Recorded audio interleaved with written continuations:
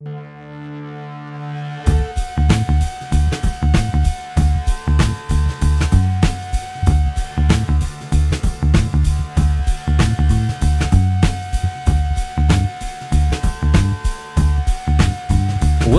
to the Nightly News Podcast. We are so privileged today to be sitting down here in the Nasir Harris Podcast Studio at the Boyer House here on Central Penn College's Summerdale campus. And we are very fortunate to be joined by President Emeritus Todd Milano on the program today. Todd is going to be celebrating his final day before his retirement coming up on November the 22nd. And we wanted to have him in and talk about some of the history of Central Penn College and his time that he has been here on our campus. So, Todd, thank you so much for joining us today. My pleasure, Professor Miller. And we're also joined by somebody who's unique to talk about some of the history at Central Penn College, and that is President of the Nightly News Media Club, Sherry Long, who is also an alumni to the Travel and Tourism Department and is also... This may be her last podcast as a student here, as she is going to be graduating at the end of the fall term. So, Sherry, thank you so much for joining us today. Glad to be here. Thank you. Todd, some of the things that we really wanted to talk about. First of all, let's talk about your longevity. How long has it been since you have been employed by Central Penn College? I first worked for the college in 1969, 1970, when we were still located in downtown Harrisburg, the heart of the business district, known then as Central Pennsylvania Business School. So you've been with the school for, I don't want to date you here, but nearly 47, 48 years? Right. I didn't go on payroll. I was doing some pro bono work. I was a teenager, and my parents said, "Come on, we need your help cleaning this mess up down here." I went on payroll full-time on September 2nd, 1975. That is incredible. The longevity that you've had here at the school, where you've seen the school come from to where it is now, I mean, that's got to be a pretty awesome experience because, obviously, like you said, before we had this campus, before we were, necessarily accredited or before we had degree granting privileges, and now we've got 10 plus different bachelor's degrees, we have many more associate's degrees, and we're even now into the master's degree level. I mean, it's got to be pretty amazing when you look back at where Central Penn College was and where it currently is today. I mean, what are your thoughts about that? Indeed. It's been a remarkable journey and just an honor and a privilege to witness it and maybe even play a small role in leading Central Penn onward and upward. I think you're extremely humble. And I must say, before we get into some of the details about some of the history of the school, and I'd also like to put out an appreciation to you because we have been allowed to be down here at the Boyer House, and we certainly will talk about the history of where our podcast studio is located because I think it's a wonderful opportunity for us to be here and to be around all of this history. So for that, I appreciate as well. Well, what we're going to talk about today in the first segment of our podcast here is some of the history of Central Penn College. If nothing else, one of the things that you have, made it your personal mission to do over the past, let's say 5 years or so, ever since you've become President Emeritus, is to preserve some of the history of our institution. Let me first ask you, why is the history of this school of paramount importance to you, Todd? Thank you for asking. I'm one of these fellows who believes that you don't have to destroy the past in order to discover the future.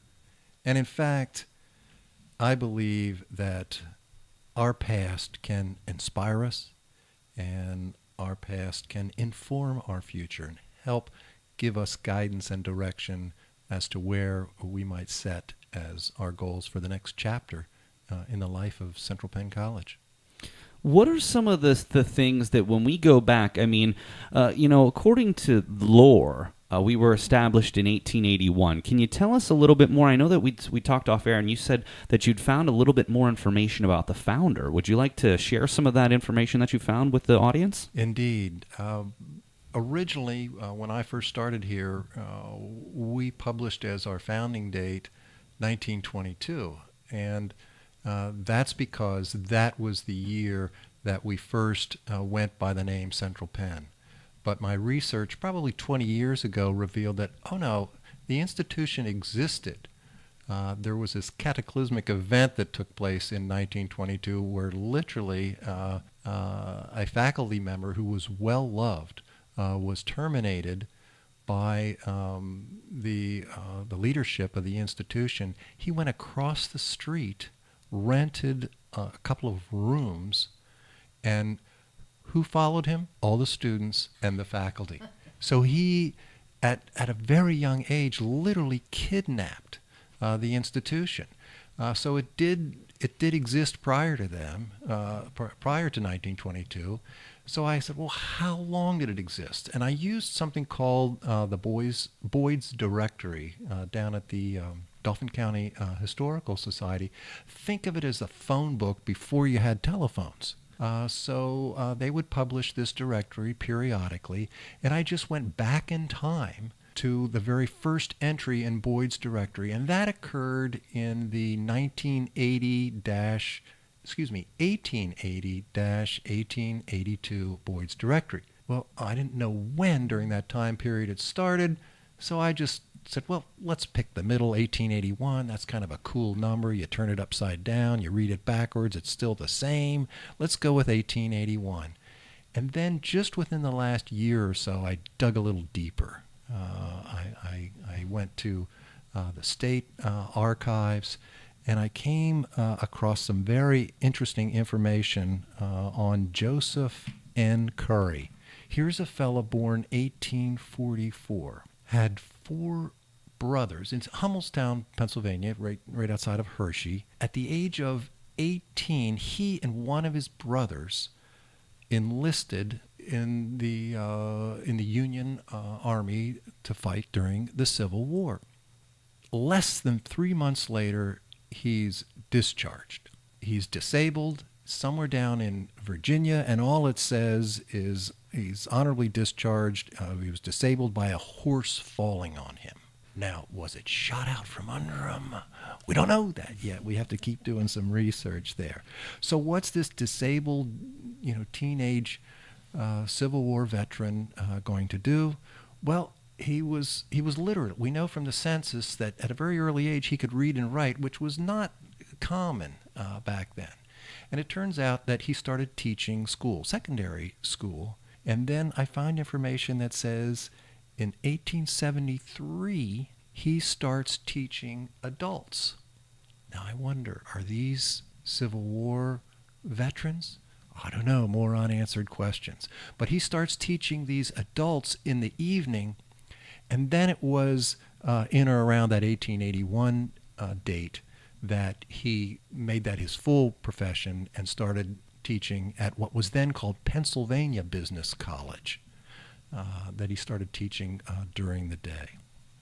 Interestingly, I just took a trip. He's buried at the Hampton National Cemetery down in Virginia, and just last month I took a trip to pay tribute to him, get my picture taken next to his very modest monument that exists there. They abbreviated his first name. They spelled his last name wrong. They don't even have the birth and death date. But Joseph N. Curry, hats off to you, buddy. Thank you for serving our country, and we owe a great debt of service appreciation to you as our founder. So are you saying that technically Central Penn started in 1873? That's what the information suggests. I always like to verify that by multiple sources. And so far, I only have the one source that dates to the 19th century. So, truthfully, I think additional research is needed, is in order to really find comfort making that change. Is this something that you plan on doing and continuing on the research with, even after you walk away from the college in retirement? Well, it's my idea of fun. We have to consult with my wife. Well, to because see if there's room for that on my to-do list. of course, and we'll talk about what you have planned in the future coming up. You know, Sherry, one of the things that I wanted to talk with Todd about specifically was, and we can certainly talk about the move that we had, but one of the things that I've always been really drawn to, especially since we're here, is the Boyer House. What do you think about the historical presence that the Boyer House has when we're down here doing our podcast and what it means? Well, for me, truth be told, when I was a high school student, I would say till about 10th grade, history, I didn't really pay attention to it. It was like, yeah. But as I got older and could appreciate and understand like what I was able to do now compared to how it was then I began to appreciate history more. We did a trip to Williamsburg, and I was really interested in how people, made houses, or how the bricks were built, or how they cut the wood, and how they structured buildings. And so now, for me, being in houses like this, it's very interesting, and I appreciate thinking back of the people who lived here and how they cooked their meals or how they stayed warm. And I think it's really important to pay homage to that and to recognize, as you said earlier, Todd, about where you were and then looking forward. Get rid of the past. It's like you learn from it and can appreciate it, and that's what has helped us get to where we are today. I've actually had several people come. We had the open house, and we had the studio dedication for Nasir and his family. I've had so many people come to me and have just been so fascinated by this building. And something that I'd like to sprinkle in here, and my first actual really run-in with this building came when I was just a part-time professor, and there was a class called Haunted Pennsylvania. And I know a very good friend of mine is in sort of the he calls himself a Ghostbuster, but we'll call him a ghost hunter. He's dabbled in that, and he was on a show on Bio Network called Haunted Encounters Face to Face. Very good friend of mine from college. Made the trip out here from Pittsburgh, and we did a paranormal investigation of this building. This is something that not a whole lot of people know, although there is an article about this on centralpenn.edu. And we did a paranormal investigation, and there wasn't really a whole lot going on the first floor. More you move upstairs, there was a little bit more, but then we made a trek up to the attic. And we saw some rather crazy things, and he also has something called an EVP, which takes, basically, according in the ghost world, is a way that ghosts can communicate. And we heard some unbelievable things when we were up in the attic. So that was really my first, encounter with here. But I've been here, many times, and I've never really had any other issues, but it was very interesting at the time because it was suggested by someone. When I was a part-timer, I didn't even know that this was part of the campus, and it was suggested by someone. And then that day we met with Miss Linda Buffington, and she walked us around and gave us sort of the history of this building. And to be honest, Todd, I think that this is the Boyer House really adds to the allure of the historical element of our school, even though that when we purchased this and moved over here in the late 60s, we didn't actually own this, so which you told me. So can you tell us a little bit about 1969 when we moved from downtown Harrisburg to the Summerdale location? What were some of the factors that came into play there? Well, I'll tell you what my mind serves up. I was a teenager at the time and not quite tuned into some of those transitions. But I do know that my father, President Milano, assumed leadership of Central Penn in November of 1969, and as the stories passed down, he took over, never having visited the institution, because he was advised, if you go there, you won't do this. Go there after you purchase it, and know that the first thing we're going to do is move it out of downtown Harrisburg. At that point in time in the late 60s, Harrisburg, like many of our cities, just wasn't a desirable place. And people were very hesitant, read unwilling, to invest their time and money to go to downtown Harrisburg to enroll in a post-secondary institution. So in relatively short order, he started the construction of the campus that we all know and love here in Summerdale. And we opened for business here in the fall of 1970, and that was on 9 acres. And as they say, the rest is history. So when we first came down to this campus, what was it about? And if you aren't really sure, maybe you can just give me some feedback on what you've heard. Why was this location prime for what we wanted to do at Central Penn? So the fellow who really encouraged my father to go out on this venture, a guy in his mid-40s, starting all over, my father taught actually elementary school, and so was in education. He had a master's degree in education, but he got out of that field, worked in the restaurant business, and a fellow by the name of Dale Hildebrand was a close friend of my father, is the fellow who convinced my father to make this significant change, mid-career change. Dale lived just in contiguous property, and he was the one who said, look, I've got some land, I'll lease it to you, I'll build whatever you want, and we'll see if we can't make a go of this Central Penn across the river here. And it turned out to be a prime piece of real estate. Understand, this was before Interstate 81 came through. There was no Somerdale Plaza here. It was very difficult to get to at the time, but as it turns out, it's a wonderful, convenient to access location and convenient to our state capital, and really surrounds beyond central Pennsylvania some of the major cities that fall within a 2-3 hour distance. Well, and the interesting thing, too, is I work with a lot of the interns in the communications department, and many of our interns work in downtown Harrisburg. So the opportunity being so close to the state capitol is quite amazing. Several of my students in internship have worked at the state capitol. So that there's, being as close to the downtown area as we are has been unbelievably beneficial in the long run. Well, one of the things before we finish up on this segment that I wanted to chat about with you was tell me a little bit more about how you sort of took the reins as president. What was, and maybe a better question is, what is it, or what was it at the time about higher education that spoke to you? Because your degree from Purdue University is in industrial management, not necessarily an education field. So how was it that you got into this business and became as successful as you are? I couldn't find anybody else to hire me, Professor Miller.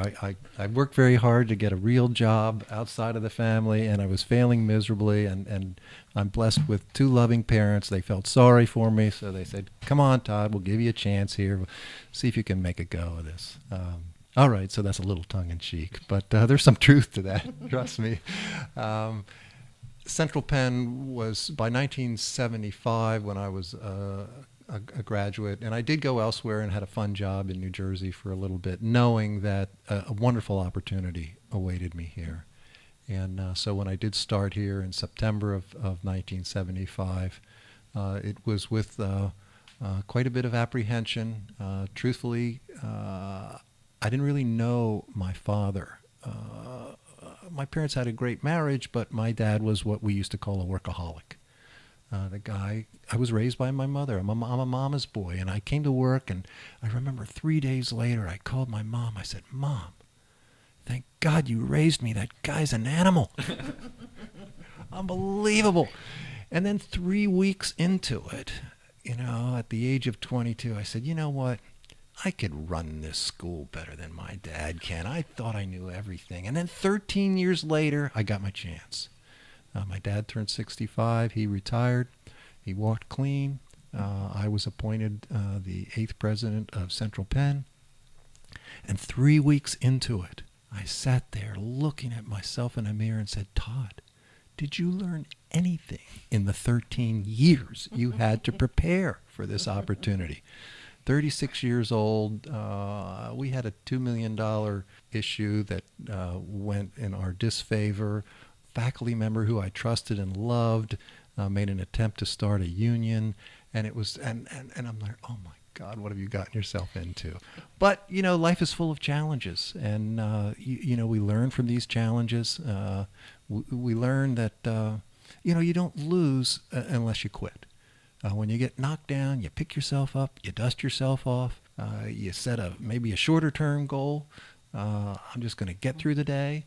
And then tomorrow's another day, and the sun will come up, and maybe it'll shine a little brighter in my direction. You know, Sherry, this is an interesting time to bring you in on this conversation. When did you, and please, we're not trying to date you here, but when did you walk on campus for your first time to Central Penn College? I started here in, I believe it was the fall of 1987. So just after President Todd Milano came into his position. He actually, I graduated in April 1989, and his dad, Bart Milano, handed me my diploma.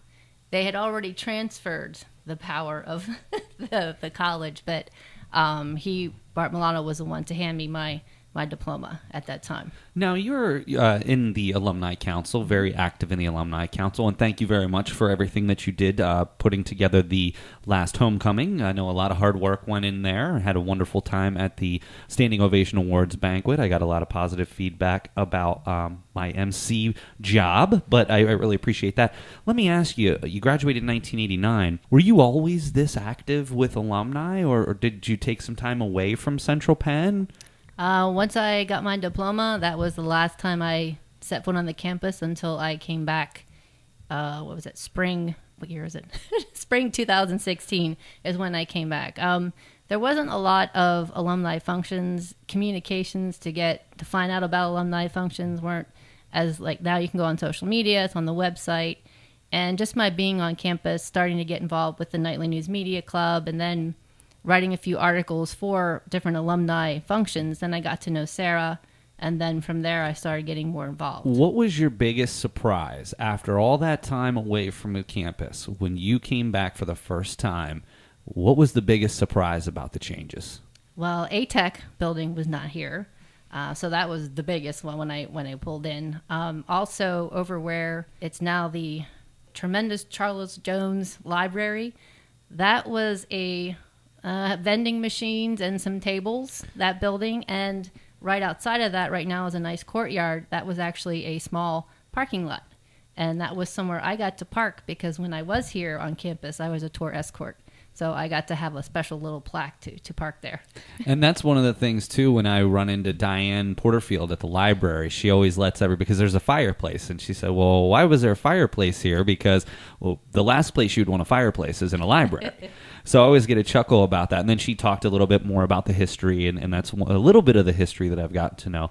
But, we've come all this way. One of the things that, before we move on to the next segment, we're going to take a short break here in just a minute. One of the things that we'll be talking about in the next segment is a little bit more about the Boyer House and how the college came to acquire the land, but also Henzy's Bridge. One of the things that I find very interesting when we were researching for this podcast, and yes, we spent, an hour and a half combing through some documents, seeing what we could find to talk about today with you, Todd. And I'd love to talk a little bit more about that opportunity as well. So we will be right back with President Emeritus Todd Milano and Sherry Long on this episode of the Nightly News Podcast. So we'll be right back. Hi, this is Sarah Blumenshine, Alumni Engagement Director at Central Penn College, and thank you for listening to the Nightly News Podcast. All right, we are back with the Nightly News Podcast, sitting in today with, of course, Nightly News President Sherry Long and President Emeritus Todd Milano. Todd, thank you again so much for being here on the program. Oh, it's a delight to be with you, Sherry, and also you, Professor Miller. Well, I appreciate that. We're going to fast forward a little bit. Obviously, there were a lot of major things that happened very early on in the 2000s, and even back at the last year of 1999 as well. You'd mentioned earlier that a lot of major things started happening right about that time. So you said that wonderful things came in threes for Central Penn College. So what are some of the major events that happened that spurred this growth for the school in the late 1990s and early 2000s? We worked long and hard to get permission to put the name word college in our name. I know we had legislation introduced on the Hill in the early 90s, and we weren't successful, but persistence and patience pays off. And I believe that opportunity knocks in all of our lives. we have to listen very careful, because sometimes opportunity knocks very softly, and we need to hear it and seize that opportunity. Well, that's what happened, Professor Miller, in the late 90s. The legislation was changed, so we were able to change the name of Central Penn to Central Pennsylvania College. We, of course, had been operating as a college for quite some time. Also, the door was opened for us to seek and ultimately gain approval to grow from a 2-year business school to a 4-year baccalaureate degree granting college. And while all this is going on, other good things happened. I got word from the local busybody, if you will, in Summerdale, that after 200 years, the Boyer family was going to offer the Boyer farm for sale. And before that, just to, as an interjection here, before that, we were simply leasing the land of the college. Originally, yes, it was 9 acres of leased land. We were able to buy out the lease before it was up, 20 years, and I literally had the nail-biting job of going door to door, knocking on our neighbors' houses and saying, well, you know me, I'm Todd Milano, and I'm the president of the college here in your backyard, and I'd like to talk about the possibility of Central Penn purchasing your house and property. And you get this interesting look back, and their response equates something like this: oh, well, you're here to make me rich. And well, I said, let's talk. So we did expand over time, purchasing a number of smaller properties, but of course the diamond was the Boyer house and the land surrounding that.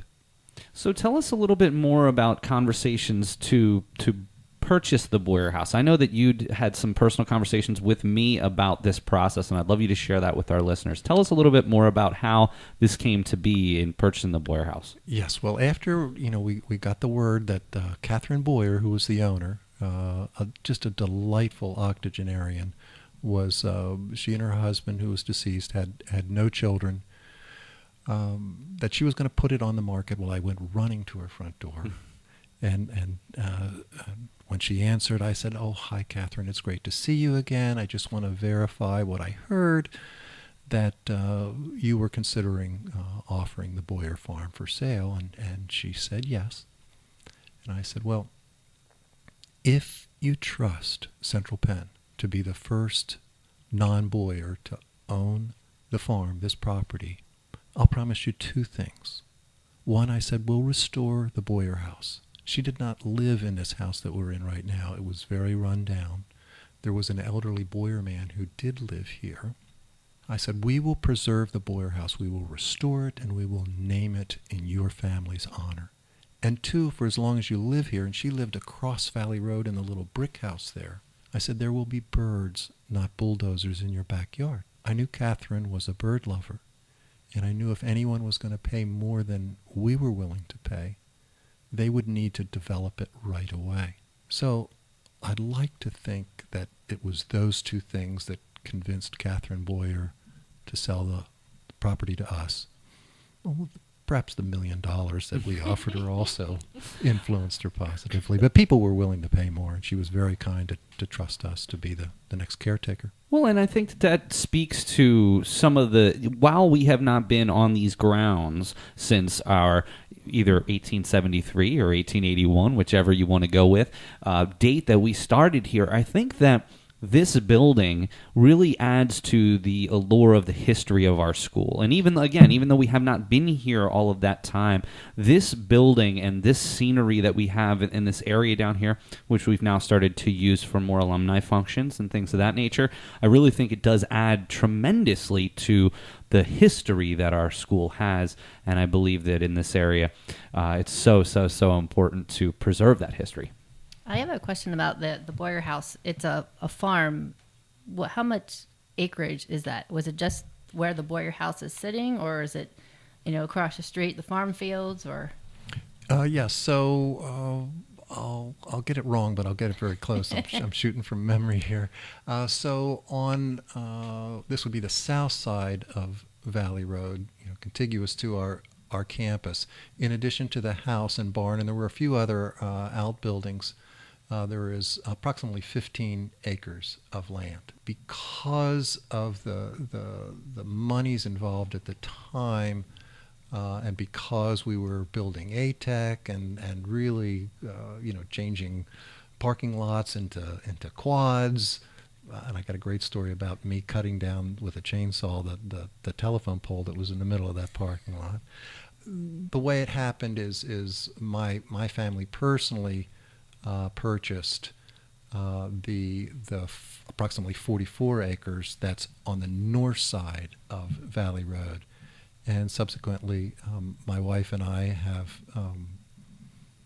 donated 22 of those acres to the Education Foundation, and the college has wisely purchased it from the foundation, so we get lots of money to give for scholarships to students. And I look forward to the day when those dormant Boyer farm fields are changed into vibrant Central Penn College athletic fields and perhaps more. That's exciting, yeah. Well, so there's some other things that come along with that. So, 1999, we're able to grant baccalaureate degrees, or 2000, excuse me, and we've also purchased the Boyer House and the land that came along with that.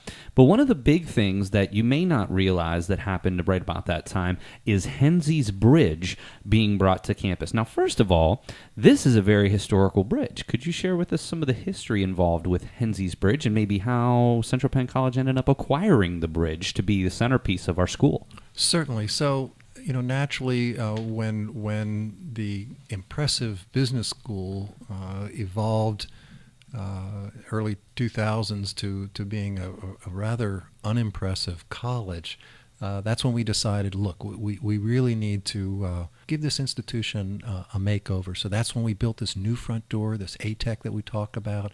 I was successful at purchasing additional land that was not owned by the college and not part of the Boyer farm.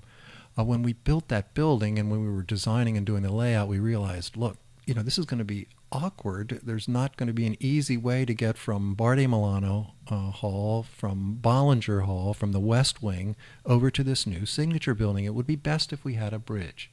Well, I knew a little something about old bridges, and I agree with what you said earlier, in terms of what a great image, the rock-solid Boyer House presents as visitors first approach the campus off of 11 and 15, off of 81. And I thought, anyone can build a new bridge, but wouldn't it be cool if we could save an old one? And I knew that our old iron bridges were dinosaurs. They weren't built to handle the loads that modern trucks carry, and that they were dying like crazy.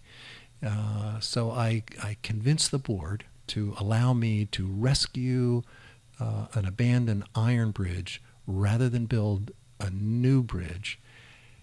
And I promised them, I said, we won't spend any more on the old bridge. So that's that. Once I got the green light from them, I literally, with the help of a couple trusted friends, I literally shopped, and we located Hensey's Bridge up in a little town called Wanamaker's, about an hour north of here. Now, when we purchased this bridge, I think that the price may surprise many people. Do you mind sharing how much you paid for the bridge? Certainly. Well, I was promised by the state that these bridges on this list were yours to have, and I said, great, fine. So we hired some students at Bucknell University to do a feasibility study. It was a great learning experience for them, and they determined, yes, Hensey's Bridge could be saved, it could be moved, it's possible. So I said, fine, I'll take it. And I excitedly reported to the board of directors that, aha, here's our bridge. This isn't this beautiful, it's wonderful, it's ours, it's free. The board looked back at me, and one of them said, if it sounds too good to be true, it probably is. And they said, can I see that in writing? I said, no problem, I'll get it in writing. So I called up my contact with the state, and I said, I just need it in writing. And a day went by, and a week went by, and a month went by. And finally, I get a hold of this guy, and I said, why haven't I gotten this letter? He said, well, I'm still looking for the form letter. And I said to him, look, nobody's done this before. There is no form letter. Get out a blank piece of paper and just write the letter saying it's yours for free. Oh, I can't write letters from scratch, he says. And long and short of it was government property, and they had to really sell it to the highest bidder. And so it was published in the Pennsylvania Bulletin, and I had to bid, and I was a little bit furious. My Italian temper got the best of me. I had done all these studies. They had promised me this and more, and so I bid my lucky number, $22. We got it. Obviously, we were the only bidder, and my CFO, God bless him, said, Todd, you could have got it for one. You wasted $21. I said, here's the $22. But you got to love those CFOs who watch every penny. But that was only just the beginning. Apparently, obviously, this bridge is quite large. It wasn't the correct size, so it had to be sized properly to fit. But also, you had talked to earlier off air about the sort of disaster that took place trying to get the bridge to our campus. Could you share a little bit about that story? Oh, sure. It was very exciting. The bridge was too big in its original condition to be moved. It was too wide. It didn't matter that it was nearly 100 feet long. It was too wide, so literally we had to cut the bridge in half lengthwise and load the two trusses up, and we moved it to Griner Industries, and they refurbished it and put it back together, and instead of being 17 feet wide, it was 14 feet wide. So it was just small enough to qualify for the wide load permit to be moved here. But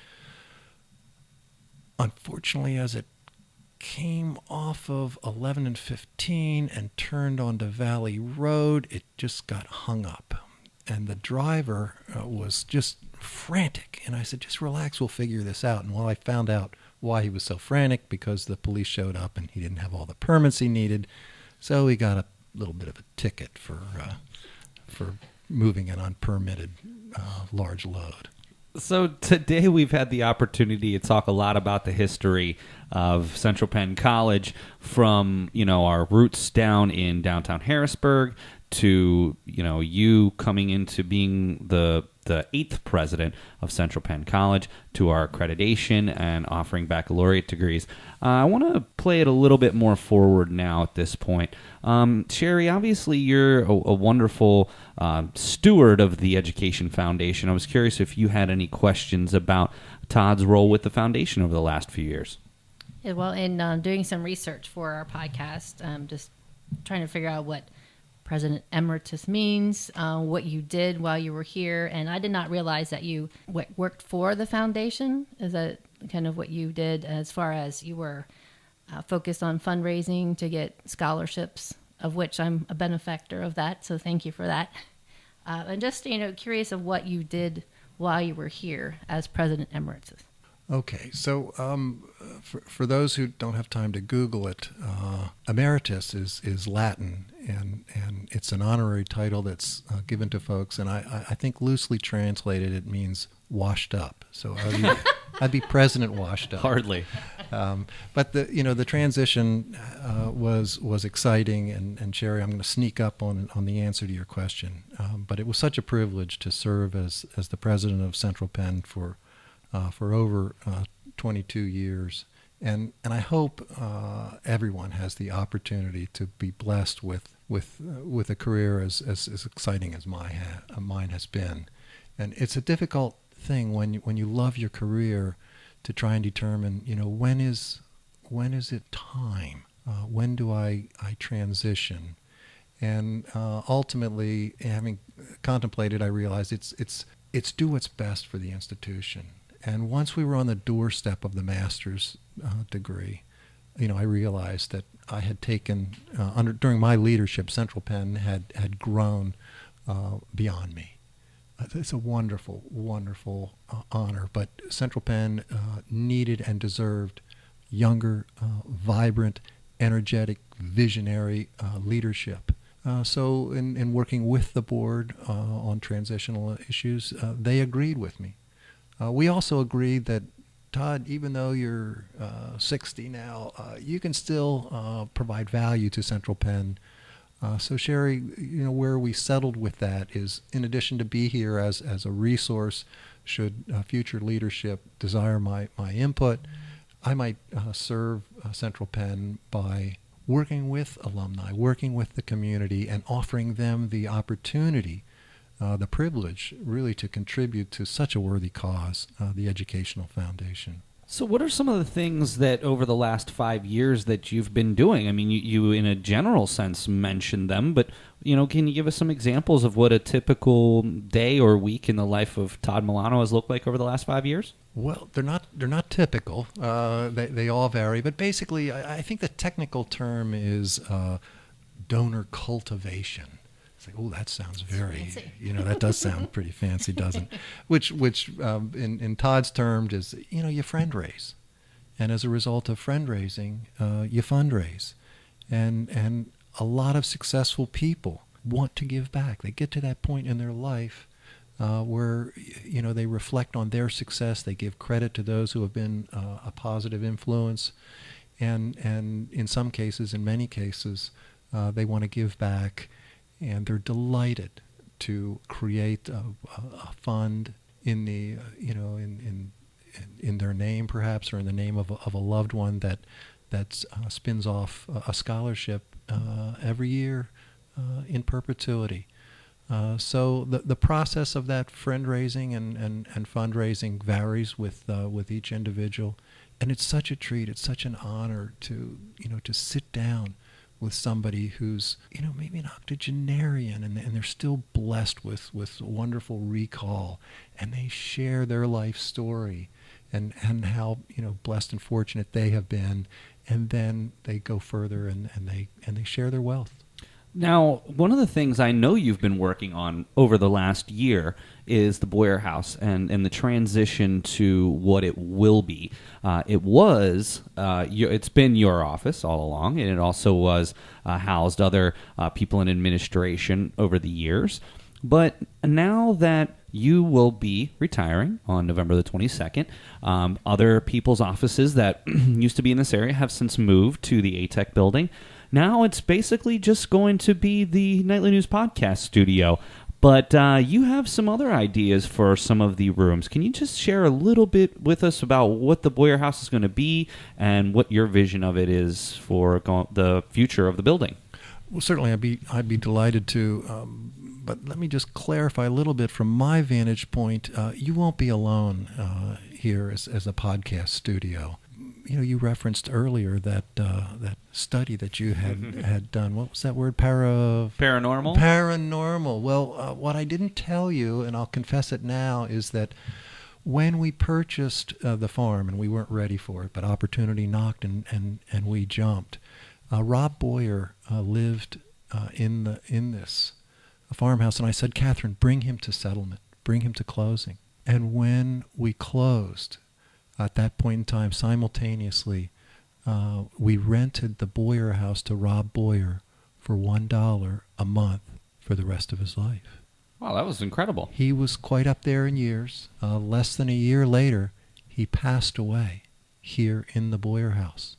And I thought, ooh, he died on my watch. I feel horrible. And then somebody explained to me, a family member said, or maybe it was Catherine, said, Todd, don't feel bad about that. It's a wonderful story. He was born here in the Boyer House, and 80-some years later, he passed away quietly in the Boyer House. That's not a sad story for those of us who have seen loved ones, suffer and perhaps, have to leave their home in their final days. So I found great comfort in that. If Rob Boyer is still among us, why I'm sure he's a positive spirit and supports the preservation and the continued valuable use of the Boyer House. And now I forget your real question. Well, what's the future of the Boyer household? Oh, the future. So, thank you, sir. You're welcome. It's tough getting old. Hey, Dr. Scalfaro came to me with a suggestion. Maybe a little bit stronger than a suggestion, said, hey, I want you to convert the Boyer House into a museum. And I said, well, that sounds like a great idea, which is, of course, what we say when the person to whom we report comes up with a suggestion. I said, let me think about that, and I'll get back to you with a plan. And I did get back to her with a plan. It was slightly different than what she expected. I said, we're going to make it a museum, a Central Penn museum, but it's going to capture memorabilia and artifacts from our years in Somerdale. So that's what we're doing. Each room will take on a different decade.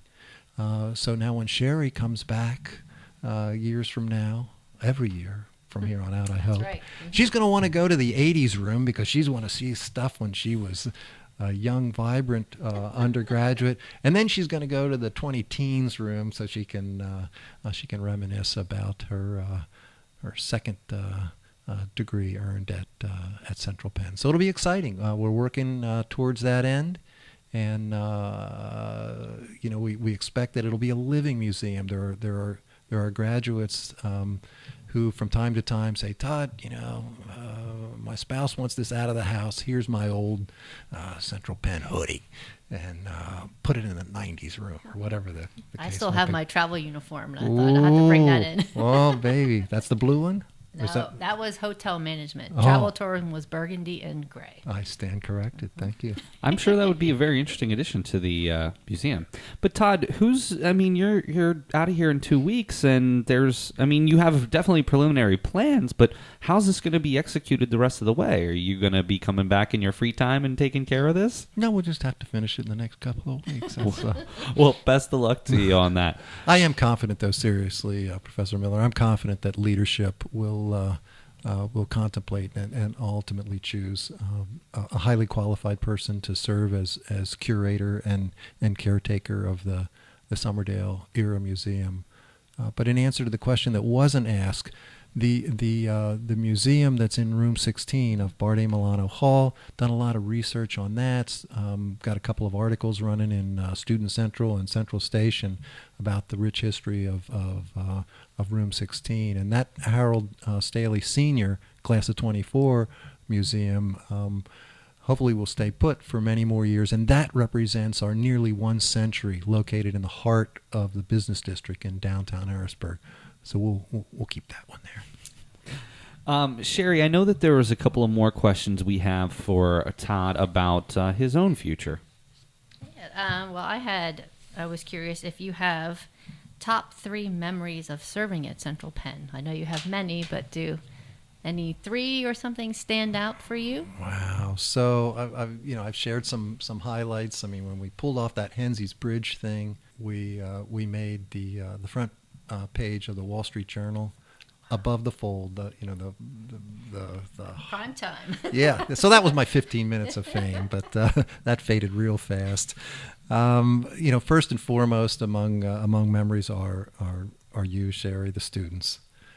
Just thinking back, there's just some wonderful students, and I just can't help but smile as I think about the students and how they impacted me, and always had a soft heart for the ones that really struggled and just barely made it through. There was a guy named Brian who came to me, and actually I did some interviewing, and I interviewed Brian, and he said, look, and Brian was a big guy. He worked in a factory, and he hated it. He went to work in this he didn't take high school seriously, but he went to work in this factory, and 3 years later, he said, I started turning into, what my father was, and I knew I had to do something better. So he said, I'm going to go to college. And he came to me, he said, Todd, he said, you got to accept me. He said, I've been to every other college, and they all turned me down. This guy was like 6'4". He could have crushed me. He got out of his chair. He got down on his knee. He said, please, please, please, just give me a chance.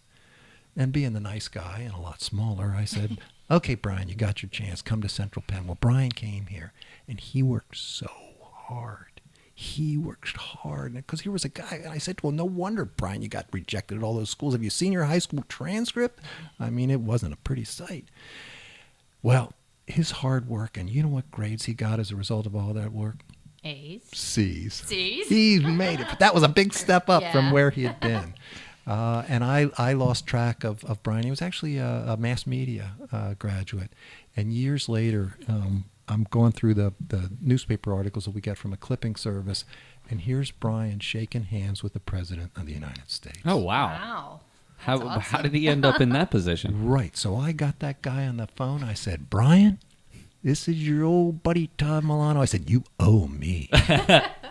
And he came back and he shared his, he was at the right place at the right time behind the camera and just took some incredible footage and, just very, very successful. But, hard work and stick with it and opportunity knocked. Well, I mean, that's the thing that got me into higher education. Look, I mean, I think we can all agree that higher education is not a 9-to-5 job. It's you're always working.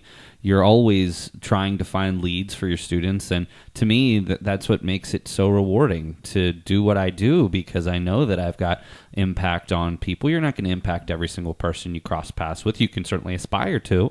But what we have to do is understand that even if we can just reach out to a few people, the Brians of the world, that it really can make a dramatic and profound impact on lives. I had somebody that did that to me when I was in college, and I did well in high school, but once I first got to college, I didn't take it seriously, and I nearly was excused from school until I found a professor who believed in me and saw my potential and really helped me, and I still have a dialogue with him to this day. So that's extremely important. So I appreciate that. That means so much to you. Any other memories that you can think back of that really mean something to you? Well, faculty and staff, and it's tough to single people out, but Cregar Parker was a full-board colonel, and the Army frees them up if they don't need more generals. And he came to work for me for us here at Central Penn, and wow, I could not wait to get to work with that guy. Just unbelievable. I never saw a man of higher integrity, higher work ethic, and I never discovered his limitations as far as his capacity to accomplish. Sadly, our good Lord called him home at age 55, and we built a wonderful little tribute to Cregar Parker right in the center of campus, that little amphitheater, which is a great place to sit and contemplate and watch folks cross the bridge to success, Old Hensies Bridge. Well, if you had one hope for the future of Central Penn, what do you think it would be? Well, may she continue to inspire students to grow beyond their wildest dreams, to accomplish things that when they reflect back, they think, I didn't even think I was possible of doing this. And may those students as graduates go out and locate careers, not jobs, but careers that excite them, and where they work their hardest and do their best to make our world a better place. One final question, and this is the big one. November 22nd comes soon. What is going to be the first thing you do at 5 o'clock? Because I know you'll be here till 5 o'clock that day. 5:01. What's the future hold for Todd Milano? Want me to get my wife on the cell phone right now? No, my wife loves to travel, and this, she has been by my side and walked this journey with me. I could not have done this without my wife of 35 years, who, by the way, is a Central Penn graduate. So now she gets to sit in the driver's seat, and we'll do what she says. Well, I know that you've got other plans, though. We've talked about those off air. Tell us a little bit more about. You have a barn that you've purchased. Oh yeah, gosh, golly, I was trying to keep that out. No.